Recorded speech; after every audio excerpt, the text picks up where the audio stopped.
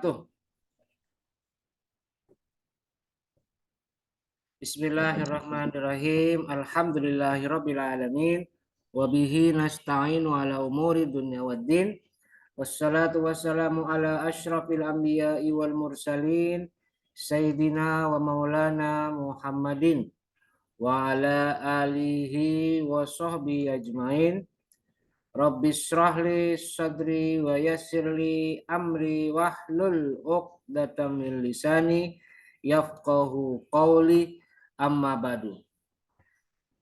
Baik, perkuliahan kita hari ini kita buka bersama-sama dengan membaca lafaz basmalah. Bismillahirrahmanirrahim.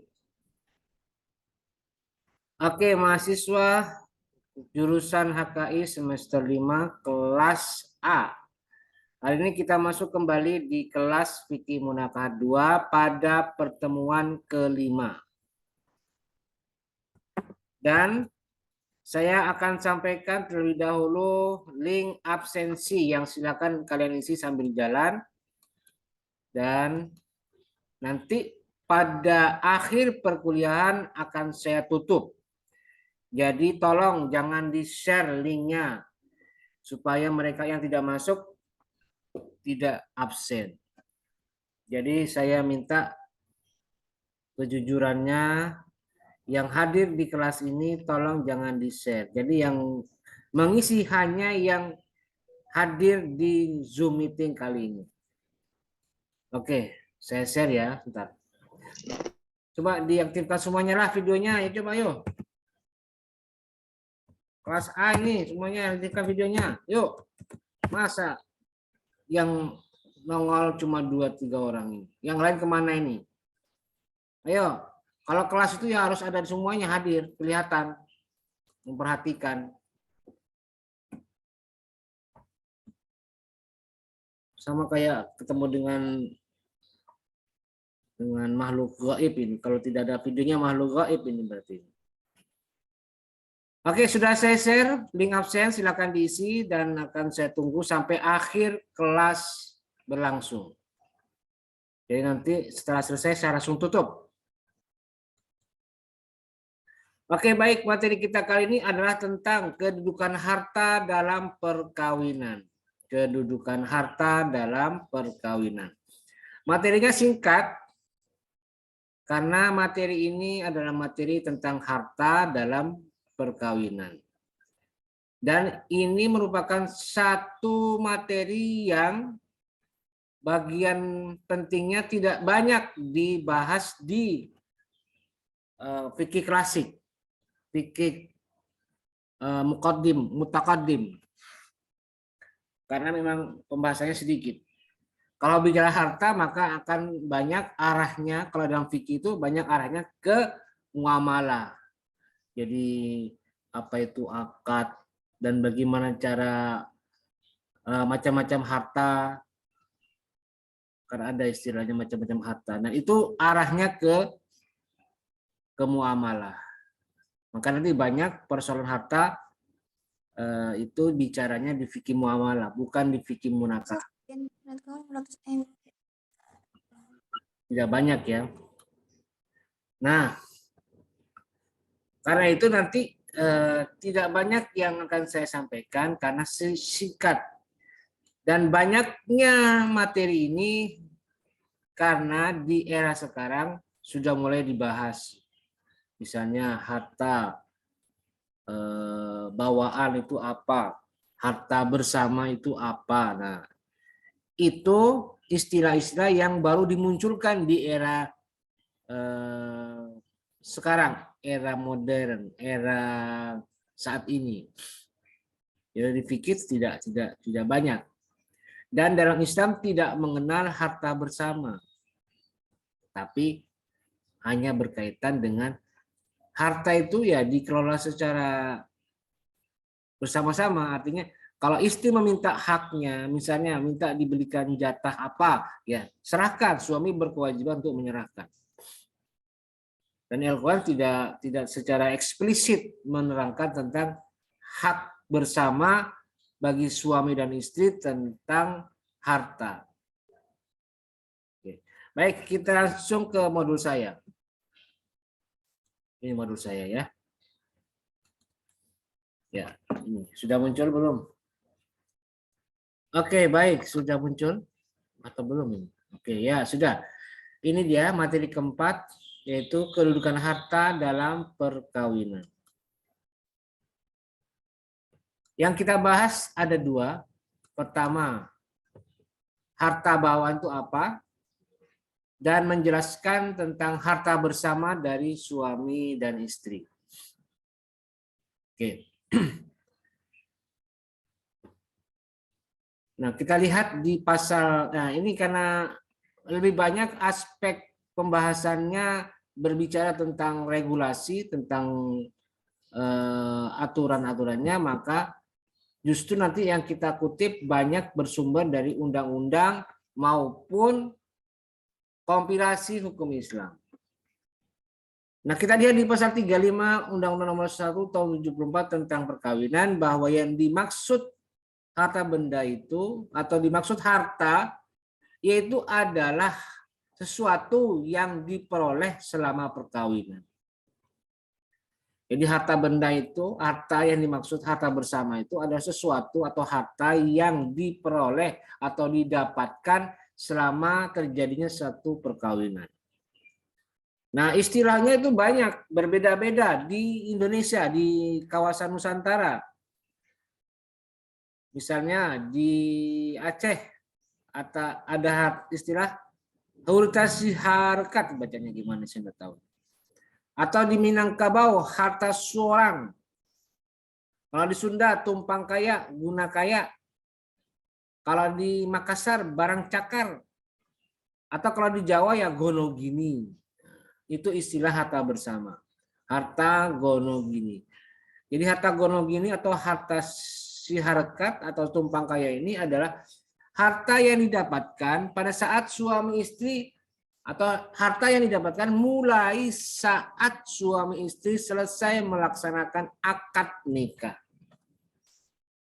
Jadi suaminya bekerja, istrinya bekerja.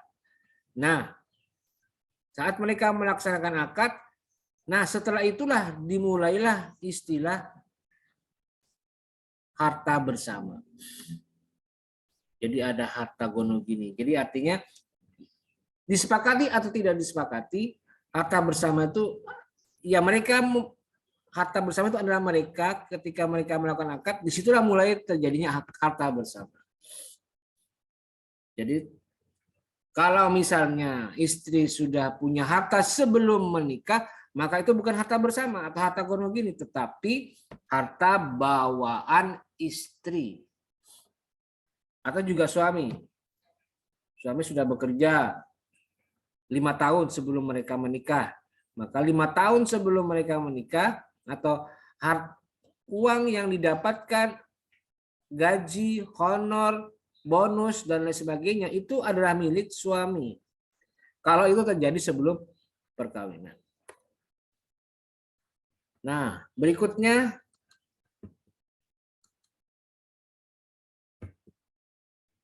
ini dah 3 kemungkinan adanya harta dalam keluarga. Ada 3 ya. Jadi mungkin saja harta ini bukan harta bersama, bukan harta suami, bukan harta istri, tapi apa istilahnya? Ada 3 kemungkinannya. Pertama adalah harta milik suami saja, yaitu harta milik suami tanpa ada hak kepemilikan dari istri dan didapatkan suami sebelum menikah, atau harta hasil kerja suami yang bukan untuk keperluan nafkah, atau harta hibah untuk suami, atau harta waris untuk suami. Itu harta. Atau bisa jadi mereka menikah di satu waktu, kemudian dia dapat hibah, suaminya dapat hibah, maka itu pun juga termasuk harta milik suami. Dengan ketentuan jika tidak ada kesepakatan, maka otomatis harta itu milik suami jika suami misalnya dapat hibah. Tapi kalau ada kesepakatan, kita menikah itu tandanya semua menjadi harta bersama. Berarti jika suami dapat hibah atau suami dapat waris, maka Berdasarkan kesepakatan itu, maka harta itu menjadi milik bersama. Jadi bisa dikuasai oleh suami ataupun istri jika misalnya nanti ada keinginan untuk memanfaatkannya. Itu yang pertama. Yang kedua adalah harta milik istri saja. Yaitu harta milik istri tanpa ada hak kepemilikan dari suami. Misalnya istri sudah bekerja sebelum menikah, atau istri mendapatkan hibah atau waris pada saat mereka belum menikah. Ataupun juga sama seperti tadi suami. Jika mereka sudah menikah, tiba-tiba ada hadiah dari mana, bonus dari mana, dan mereka belum mengadakan kesepakatan bahwa semua harta yang terjadi pada saat perkawinan itu menjadi milik bersama. Misalnya ada kesepakatan seperti itu. Kalau tidak ada, berarti itu menjadi hak istri, harta milik istri. Dan yang ketiga, yang terakhir adalah harta milik bersama, yaitu harta yang dimiliki secara bersamaan seperti hibah atau harta setelah terjadi pernikahan. Nah, itulah jenis harta yang ada dalam keluarga, dalam rumah tangga. Pertama milik suami saja, dua milik istri saja, dan yang ketiga milik bersama atau istilahnya gonogini, bersama.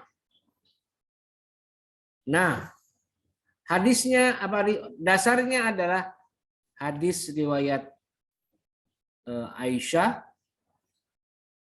dari sanadnya Bukhari dan Muslim yang menjelaskan tentang kisahnya Hindun bin Utbah yang ketika itu melaporkan suaminya Abu Sufyan itu ternyata rada-rada susah mengeluarkan uang. Ya, istilah sekarangnya pelit, medit, koret dan lain sebagainya. Nah, karena saking pelitnya Abu Sufyan, maka Hindun lapor ke Aisyah dan disampaikan kepada Rasul tentang kesulitan yang dialami oleh Hindun. Saya tidak bisa makan, saya tidak bisa memiliki pakaian, saya tidak bisa membeli sesuatu untuk kebutuhan rumah tangga saya, ya Rasul. Bagaimana ini? Sementara suami saya Abu Sufyan orangnya rajulun misikun, laki-laki suami yang pelit. Bagaimana ini? Nah, Nabi bersabda, la haraja alaiki an tut'imihim bil ma'ruf. Ambil saja. Ambil harta dari suami kamu tanpa sepengetahuan dia yang secukupnya. Secukupnya saja. Jadi intinya adalah hadis ini menjelaskan tentang jika misalnya istri mengalami kesulitan atau memiliki kebutuhan yang belum terpenuhi, sedangkan itu sudah mendesak, maka istri bisa mengambil. Ini artinya harta yang ada dalam rumah tangga itu menjadi milik bersama. Ya, ini dasar yang bisa dikembangkan di kemudian hari bahwa harta itu harus punya status, termasuk harta dalam rumah tangga. Apakah milik suami, milik istri, atau milik bersama. Jadi memang hanya sedikit ya dasar atau dalil hukum yang berkaitan dengan harta bersama atau harta dalam pernikahan. Nah, kemudian maka dalam perkembangannya hukum positif kemudian merespon itu dengan ditelurkannya atau dikeluarkannya ketentuan mengenai harta dalam perkawinan. Kita lihat di Undang-Undang Nomor 1 Tahun 74, Pasal 35. Harta benda yang diperoleh selama perkawinan menjadi harta bersama. Harta bawaan dan masing-masing suami dan istri dan harta benda yang diperoleh masing-masing sebagai hadiah atau warisan adalah di bawah penguasaan masing-masing sepanjang para pihak tidak menentukan lain. Jadi memang sifat dasar manusia terhadap harta itu sudah diprediksi oleh Rasulullah, sudah disinyalir oleh Rasulullah akan menimbulkan dampak konflik dalam rumah tangga, dalam keluarga. Tapi Rasul tidak menjelaskan secara detail, hanya mengingatkan bahwa suami punya kewajiban untuk menafkahi. Dan kalau misalnya suami tidak atau lalai dalam memberikan nafkah, ya istri berhak mengambil tanpa sepengetahuan suami. Jadi artinya dengan tidak adanya ketentuan yang mengatur secara lengkap mengenai harta dalam perkawinan, maka ditentukanlah ketentuan ini dalam undang-undang atau peraturan-peraturan yang mengatur tentang harta bersama. Karena ini jika tidak diatur akan menimbulkan konflik dalam rumah tangga. Bahkan bisa menjadi sumber perpecahan dalam rumah tangga. Maka diaturlah setahap demi setahap mengenai bagaimana tata cara mengatur dan mengelola jika terjadi konflik terhadap harta dalam perkawinan. Dan ini sudah diatur secara lengkap. Pasal 36 juga menjelaskan mengenai bahwa harta bersama suami istri dapat bertindak atas persetujuan kedua belah pihak. Mengenai harta bawaan masing-masing, suami dan istri mempunyai hak sepenuhnya untuk melakukan perbuatan hukum mengenai harta bendanya. Ini kayak tadi, jenis harta dari harta milik suami atau harta milik istri saja. Nah, kemudian kita lihat lebih lengkap lagi dalam KHI. Di dalam KHI ditentukan pasal 85 sampai pasal berapa ini? Sampai pasal 97 ya. Ada aturannya cukup lengkap ini.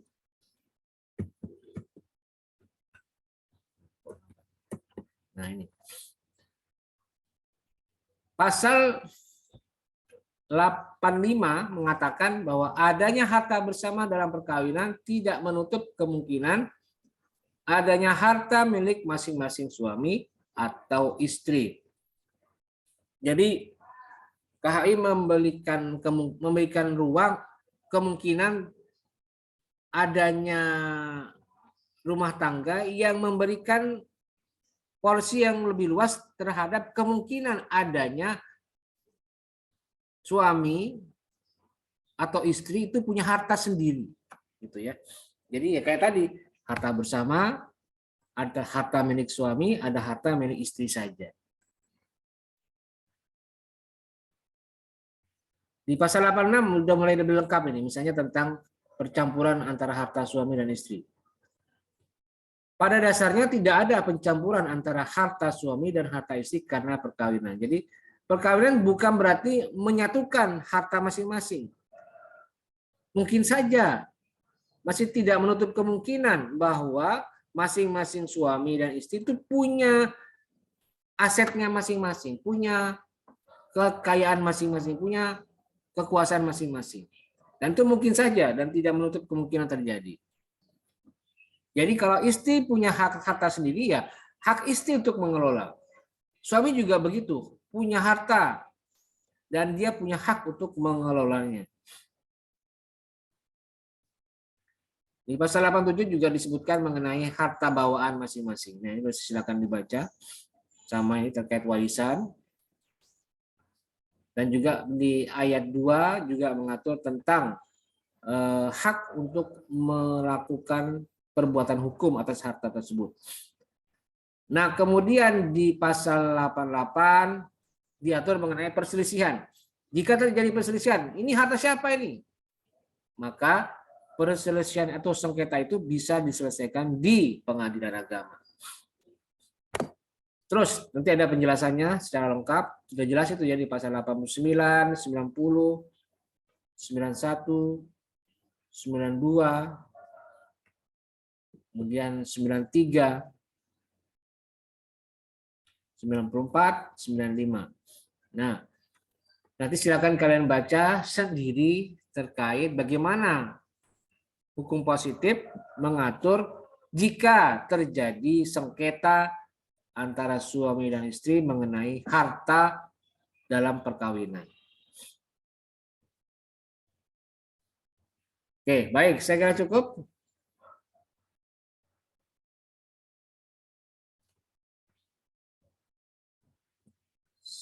Silakan, saya kasih waktu untuk ada yang mau bertanya, saya persilakan. Terkait harta dalam perkawinan. Silakan, adakah?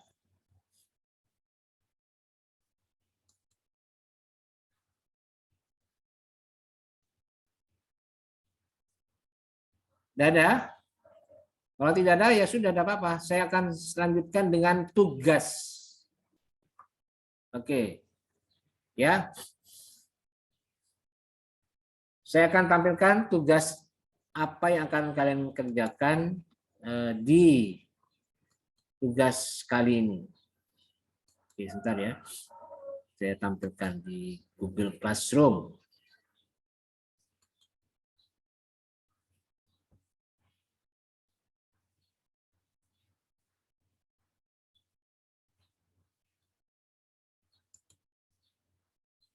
Oke, ini dia. Nah, sudah ya, sudah tampil ya. Oke. Tugas 3 untuk kali ini adalah menjawab pertanyaan. Nah, pertanyaannya apa? Bagaimana nafkah istri? Sorry. Ini harta bersama ya? Sorry. Ini berarti bukan tugas ini ya. Maaf, saya ada kesalahan nih. Saya belum sempat teliti ini. Apakah termasuk tugas apa? Tugas sekarang atau justru tugas yang lain? Sebentar, saya cek dulu ya. Maaf. Bentar. Saya cek dulu ya. Soalnya di RPS Fikih Munakah 2 itu saya belum sempat karena waktunya terbatas, waktu penyusunan RPS. Jadi saya tidak mencantumkan lampiran mengenai tugas. Sehingga akibatnya ya saya tidak bisa mengontrol apakah ini termasuk tugas yang ini atau tugas yang lain. Sebentar, saya cek dulu ya. Saya cek di RPS-nya.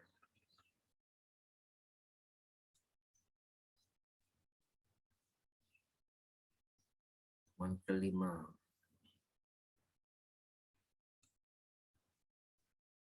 Oh iya, berarti nafkah itu sudah kemarin ya. Sekarang sama bantu saya menjelaskan. Coba saya tugas materi nafkah itu sudah atau belum ya? Coba ada yang bantu saya nih. Ya cepat.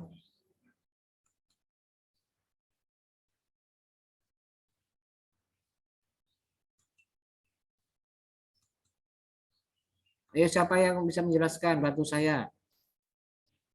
Hah? Kepada diem semuanya dari tadi ini ya. Ayo dong, angkat suara. Angkat suara, bantu. Tugas apa yang tadi Bapak bilang, Pak? Ah? Tugas apa yang tadi Bapak bilang? Apa ada dengar? Tugas apa yang tadi Bapak bilang? Tugas 3 tentang nafkah. Kayaknya belum deh, Pak. Belum ya? Belum. Tapi ini kan Ya, Pak, belum. Ini kan materinya materi tentang harta bersama, tapi kok Iya. malah tampilkan nafkah. Sebentar. Lalu di cross check dulu ke Idah dan ihdas itu yang kemarin ya. oh, berarti saya terbalik ini. Mestinya materi hari ini adalah tentang nafkah. Ya. Malah justru langsung pindah ke harta. Jadi saya terlalu maju ini. Berarti gini aja ya. Harusnya materi ini materi 6. Materi 6 harta itu materi ke-6. Sedangkan kita kan baru pertemuan kelima. Mestinya materi kelima itu, materi pertemuan kelima itu tentang nafkah. Jadi ya terlalu cepat ini. Harusnya kalau memang ada tugas ke-4 gitu. Bukan tugas 5, bukan tugas 3. Saya coba. Pak, izin nanya, Pak. Dulu, nanyanya apa? Nanya tentang materi apa nanya tentang tugas ini? Coba. Sabar. Kalau masih Nanya tentang materi sekarang, Pak. sebentar, sih. Pak, mengapa gitu ya? Sering dengar sih gitu tuh istilah mengapa harta seorang setiap harta suami pasti ada harta istri gitu tuh, ataupun suami tidak memiliki harta istri sedangkan si istri memiliki harta suami gitu tuh. Jadi intinya kedua-duanya itu bukan kedua-duanya, akan tapi si istri lebih mengadopsi gitu tuh, ataupun menerima semuanya gitu tuh Pak, dalam hal memiliki harta gitu tuh. Maksudnya nafkah seorang suami itu memiliki sudah pasti dimiliki oleh ataupun harus untuk si istri, sedangkan istri tidak hak istri ataupun harta istri tidak harus dimiliki seorang suami gitu tuh Pak. Gitu. Udah. Ya intinya begini ya Agus ya. Kewajiban nafkah itu kok jadi larinya ke nafkah? Kewajiban nafkah itu sebenarnya adalah kewajiban suami, bukan kewajiban istri. Jadi jika ada perempuan yang bekerja, ya berarti itu bonusnya. Artinya kalau kalau istrinya bekerja, harta yang diperoleh dari pekerjaan istri yang menjadi milik istri. Sedangkan suami tetap berkewajiban menafkahi. Ya bagaimanapun juga, yaitu keuntungan jadi istri. Istri beruntung di balik kewajiban suami menafkahi. Jadi istri kalau punya harta, dapat uang, ya dipegang sendiri. Suami tidak boleh minta kecuali istri memberikan. Tapi kalau suami wajib memberikan istri. Dan istri boleh meminta, wajib, bahkan punya hak untuk meminta itu. Ya itu otomatis ya. Nah disitulah mungkin kehadiran Allah. Allah sudah mengatakan, Ar-rijalu qawwamuna 'alan nisa. Lelaki adalah penguasa bagi perempuan. Ya, keuntungannya apa bagi suami? Ya, keuntungan adalah powernya kuat. Reputasinya tinggi dibandingkan si istri. Tapi di situ juga ada keuntungan bagi istri apa? Dia bisa memanfaatkan statusnya untuk menuntut nafkah dari suami. Ya otomatis. Jadi akhirnya apa? Seimbang lama-lama. Adil Allah itu. Jadi nggak usah protes kalau akhirnya istri berhak marah pada suami jika ada kebutuhan yang tidak tercukupi. Ya, nggak usah protes karena memang itu faktanya dan itu realitanya. Ya, jelas ya Agus ya. Jelas Pak, jelas. Oke, ya sudah. Dan sebentar, saya mau jelaskan dulu mengenai kesalahan ini. Jadi ternyata saya pelajari bahwa materi tentang harta itu harusnya di materi ke-6. Coba ini saya tampilkan ya. Jadi tolong saya dibantu nanti nih untuk meralat dan memperbaiki kesalahan. Ya, perhatikan ya ini ya. Di pertemuan kelima harusnya materinya tentang nafkah. Bukan materi tentang harta karena materi harta baru di pertemuan ke-6. Jadi saya loncat ini. Materi keempat kemarin itu tentang iddah dan ihdad yang sudah ya. Yang belum nafkah keluarga dan problematikanya. Jadi akhirnya terpaksa saya putar ini. Jadi apa-apa lah. Materi ke-6 saya majukan dulu menjadi materi ke-5 dan nanti minggu depan materi ke-5 saya jadikan materi ke-6. Jadi minggu depan baru nafkah. Jadi karena ini kesalahan saya ya sudahlah saya mohon maaf dan sebagai konsekuensinya minggu depan kita baru membahas tentang nafkah. Dan otomatis yang tadi saya share itu bukan tugas hari ini. Bukan tugas hari ini, tetapi baru minggu depan. Tadi saya akan menampilkan nafkah, materi tentang nafkah. Misalnya tadi kasusnya istri berkarir.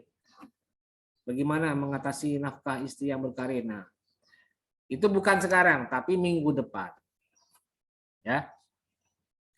Jadi gitu ya, mohon maaf sekali lagi saya ada kesalahan teknis dalam manajemen kelas sehingga akhirnya ya solusinya gitu. Minggu depan kita baru membahas tentang nafkah ditukar. Oke, baik. Saya kira cukup materi tentang ini penjelasan saya dan berikutnya silakan kalau ada yang mau tanya, saya persilakan. Pak, bukan nanya sih Pak, mau ini doang konfirmasi. Apa? Pak, kemarin kan tugas saya sih sebenarnya selesai dari kemarin. Tugas yang kemarin tuh Pak, penelitian mini riset itu. cuman lupa menyerahkan. Jadi ininya ngisinya semenjak dari kemarin, cuman lupa barusan connect baru diserahkan. Gimana tuh Pak? Bagaimana? Saya tetap tidak mau. Saya tetap menerapkan prinsip keterlambatan. Ya tidak bisa itu. Resiko kamu, Gus. Kamu udah terlambat, berarti resikonya nilainya berkurang. Nanti ada pengurangan nilai itu. Yang tepat waktu berapa? Misalnya 90. Yang tidak tepat waktu saya kurangi setengahnya gitu loh. Ya resiko itu. Waduh. Tidak Iya Pak. tidak bisa. Ya, makanya belajar. Lain kali kalau memang mengalami kendala dibantu temannya. Maksud saya temannya minta tolong dibantu. Nih Agus, kamu tidak bisa misalnya. Tolong misalnya siapa? Hakim misalnya bantu gitu loh. Dengan cara apa ya? Diuploadkan, dibantu diuploadkan supaya waktunya. Karena kan 2 minggu sudah itu. Dari tanggal berapa itu? Sampai tanggal 9. Sampai hari ini jam 7. 2 minggu loh, bayangkan loh. Masa masih kurang? Kok masih terlambat? Ya gimana itu? Jadi, bukan terlambat ngasih Pak, maksudnya saya lupa menyerahkan doang tuh ya, Pak. intinya dengerin aja saya.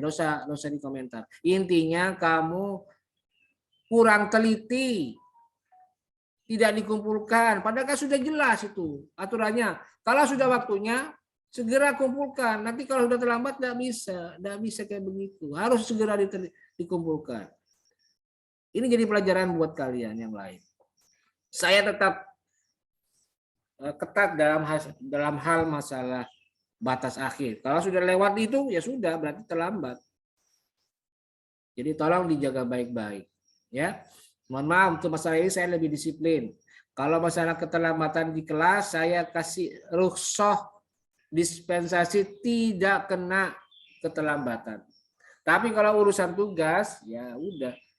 Terlambat 1 menit saja misalnya jam 7.02.01 ya udah terhitung terlambat. Apalagi waktunya panjang ya 2 minggu. Enak banget. Masih terlambat juga dulu, Masya Allah. Bingung saya masih ada yang terlambat. Ya sudah, oke gitu aja ya. Oke, ada yang mau bertanya? Tidak ada? Kalau tidak ada, saya kira cukup untuk perkuliahan kita pada hari ini. Dan saya mau cross check absensinya dulu.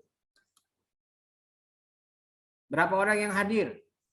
Nah, ini ada 22 orang. Coba saya mau tanya ini. Saya share nih. Bapak, mohon maaf, Putri Novi berdua sama Naila. Apa? Putri Novi berdua sama Naila, Pak. Zoom-nya soalnya nggak ada paketnya habis. Tidak apa-apa.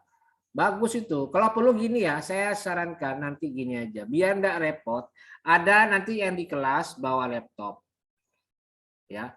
Saya kasih solusi ya, supaya tidak mengalami kendala. Nih, saya kasih solusi. Semuanya masuk ke ruangan, masuk ke kampus, berangkat ke kampus.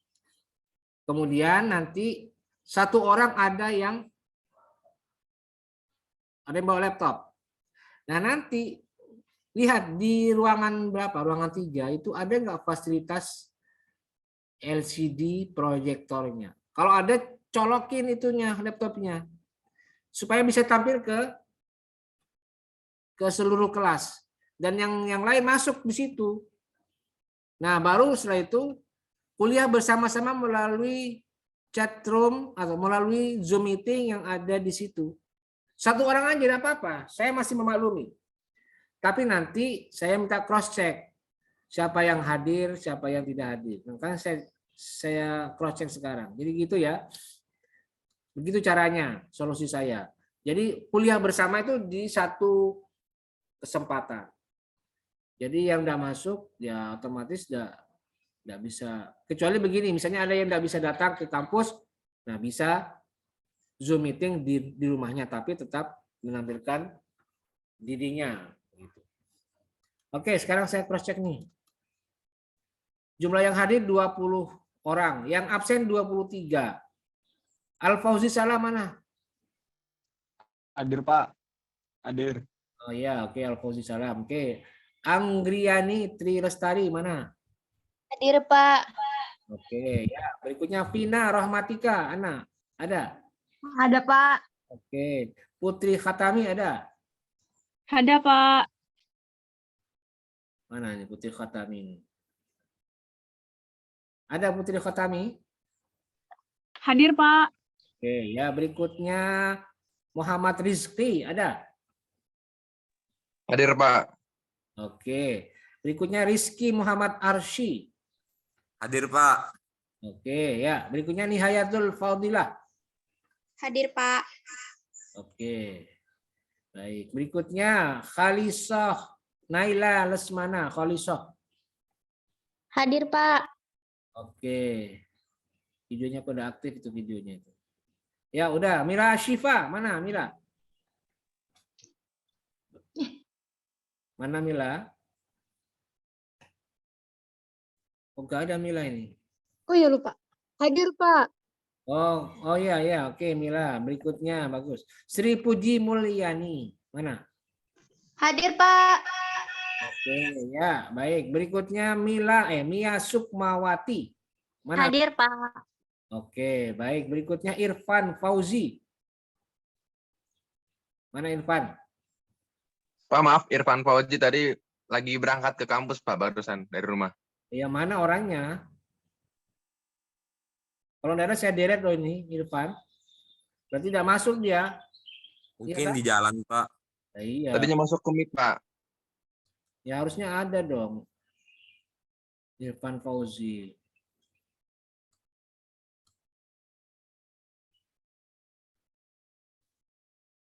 Irfan Fauzi ini tidak ada berarti.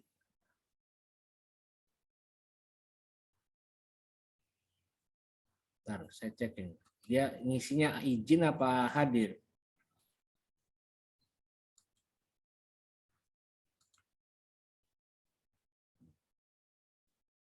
Oh, ini hadir. Berarti saya hapus ini ya. Nggak mau saya. Saya hapus ya. Saya hapus Irfan Fauzi. Oke. Berikutnya Putri Novi. Ada nggak Putri Novi? Ada, Pak. Putri Novi mana? Putri Novi. Saya, Pak. Oh, kumpul sama Khaliso ya? Kamu ya?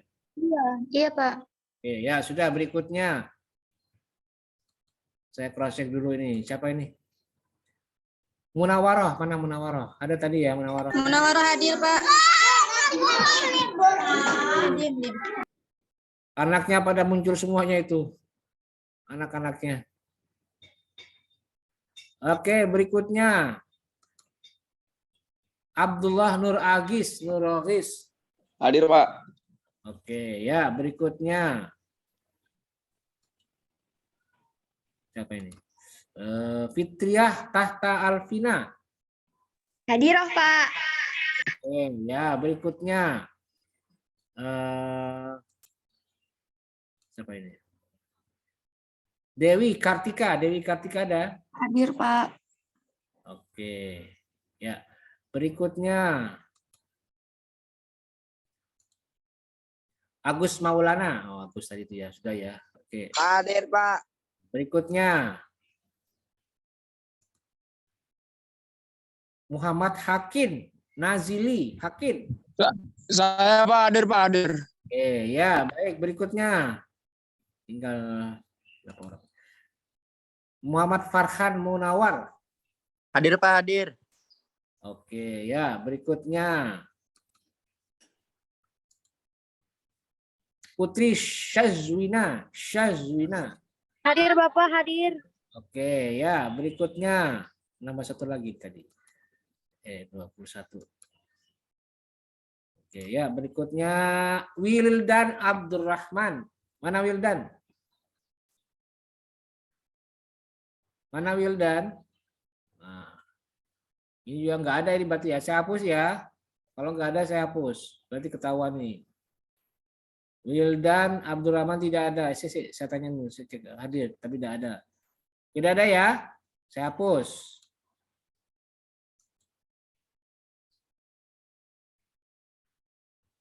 Berikutnya Fawaz, mana Fawaz? Hadir, Pak. Oke, ya, terakhir. Misbah A'lam Alam Syah. Misbah Alam Syah. Mana Misbah? Hadir. Mana Misbah? Videonya mana? Saya hadir. Ya sudah. Oke ya, jadi 22 orang yang hadir sesuai dengan jumlah mahasiswa yang hadir di Zoom meeting. Jadi tolong jangan dibiasakan yang tidak hadir di-share linknya. Jadi khusus yang mengabsen yang hadir. Jadi jangan biasakan itu. Yang tidak masuk ya otomatis tidak masuk gitu. Gitu ya. Oke, baik, saya kira cukup perkuliahan kita pada hari ini dan tidak ada tugas karena tugasnya nanti minggu depan. Yang tadi saya share itu saya batalkan, baru akan ditugaskan minggu depan. Oke, baik, terima kasih dan mari kita tutup perkuliahan kita pada hari ini dengan bersama-sama membaca lafaz hamdalah. Alhamdulillah. Terima kasih. Wallahul muwaffiq ila aqwamit thoriq. Wassalamualaikum warahmatullahi wabarakatuh. Waalaikumsalam warahmatullahi wabarakatuh. Waalaikumsalam warahmatullahi wabarakatuh. Oke, ya.